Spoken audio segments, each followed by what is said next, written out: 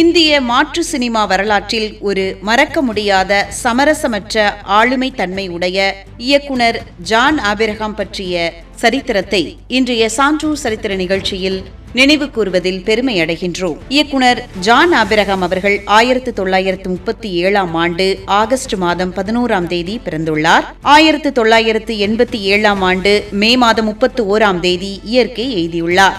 வணிக நோக்கங்கள் இல்லாமல் மக்கள் நிதி உதவியுடன் திரைப்படங்களை உருவாக்க முடியும் என்பதை இந்தியாவில் முதல் முறையாக நிரூபித்து காட்டிய புரட்சிகரமான கலைஞர் இவர். பூனேவில் உள்ள புகழ்பெற்ற இந்திய திரைப்படம் மற்றும் தொலைக்காட்சி கல்லூரியில் சேர்ந்தார்.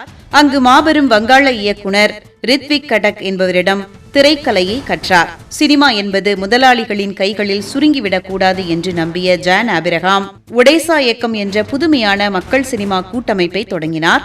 இந்த இயக்கத்தின் உறுப்பினர்கள் கேரளா முழுக்க கிராமம் கிராமமாக சென்று தாரை தப்பட்டை அடித்து தெரு நாடகங்கள் நடத்தி மக்களிடம் 2 ரூபாய் 5 ரூபாய் என நிதி திரட்டினர். திரட்டிய பணத்தை கொண்டு திரைப்படங்களை தயாரித்து அதை திரையரங்குகளில் வெளியிடாமல் மக்களுக்கே இலவசமாக திரையிட்டு காட்டினார். ஜான் ஆபிரகாம் அவர்கள் தன் வாழ்நாளில் 4 மிக முக்கியமான திரைப்படங்களை மட்டுமே இயக்கினார். இவரது முதல் மலையாள திரைப்படம் வித்தியார்த்திகளே இதிலே என்ற திரைப்படமாகும்.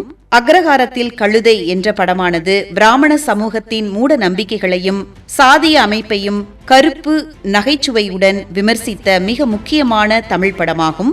இந்த திரைப்படம் அந்த ஆண்டின் சிறந்த தமிழ் திரைப்படத்திற்கான தேசிய விருதை பெற்றது. செரியாச்சின்றே குரூர கிருத்தியங்கள் என்ற மலையாள படம் நிலப்பிரபுத்துவ முறைக்கு எதிராக தனிமனிதன் சந்திக்கும் உளவியல் போராட்டத்தை பேசிய மலையாள படமாகும். அம்மா அரியான் என்கின்ற படம் ஒடேசா இயக்கத்தின் மூலம் முழுமையாக மக்கள் பணத்தில் உருவான படமாகும்.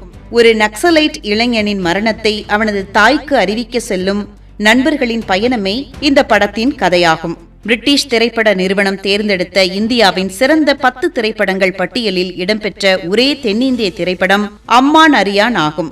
இந்திய மாற்று சினிமா வரலாற்றில் ஒரு மறக்க முடியாத சமரசமற்ற ஆளுமை உடைய இயக்குனர் ஜான் ஆபிரகாம் அவர்கள் பற்றின சரித்திரத்தை இன்றைய சான்றோர் சரித்திர நிகழ்ச்சியில் அறிந்து கொண்டதில் பெருமை அடைகின்றோம்.